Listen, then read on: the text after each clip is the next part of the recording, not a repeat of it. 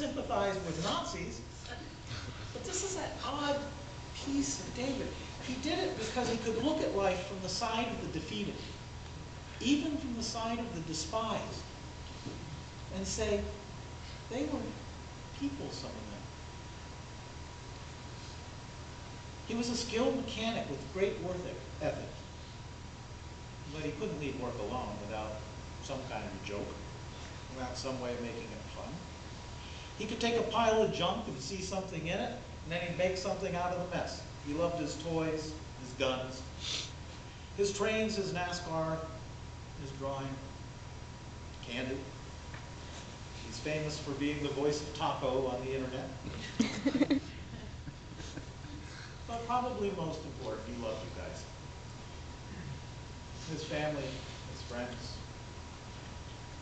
When David saw Karen at work, it wasn't long before he started making videos of her walking back and forth behind him.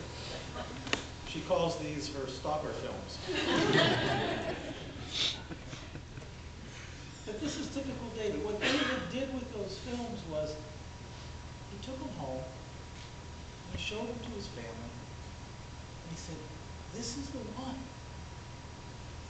This is the one. Talk about an odd couple. Quiet, serious Karen. And vivacious, crazy David. Yet there was something between them that was absolutely wonderful and special. And Karen and Jeremy and David all blossomed together. He added a new family, new friends, new life for himself as he continued to find new interests and new hobbies. Something about new always kept coming up. He was planning on getting back into racing after he beat the cancer, as he called it. For David's attitude that was that he was going to beat it, or at least go down fighting. One of the last things I heard him say was, I almost won. I sometimes wonder about God and life when such horrible things happen to those with such good hearts. I can explain all of the great theological stuff about sin and death and how that affects us as human beings. But sometimes it all just galls me. David lived a lot of life in 42 years. But I'm sure that most of us think that that wasn't enough. I think in some ways, these kinds of questions about why the struggles in life were the ones that bothered that 12-year-old Dave as he walked among the wreckage of that plane. And I'm pretty sure that these same issues formed part of the way that David found of milking the most out of life. And for a second, I'd like to talk to a couple of you younger folks out there who this really touched. Because Dave was always concerned about you, and I know you're hurting from Dave's death. And I know it doesn't seem fair to you. And I know it doesn't seem like this is the way that life should be. But this is the way things happened. And one of the things I think David learned early on was not to give up.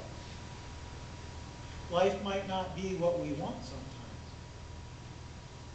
but you can make life a dance, even in the middle of a disaster.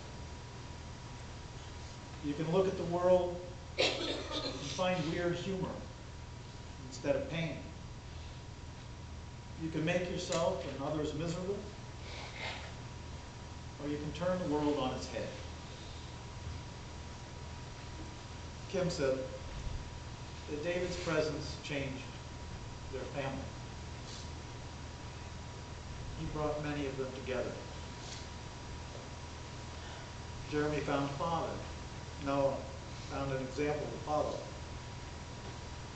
The other day I got a chance to see a video clip that I hope we can see downstairs of Dave and Noah at a cookout in the driveway. Just a cookout.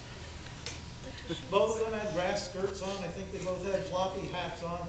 They were dancing along with some music, and David was waving the utensils over his head. Joy. Wonder.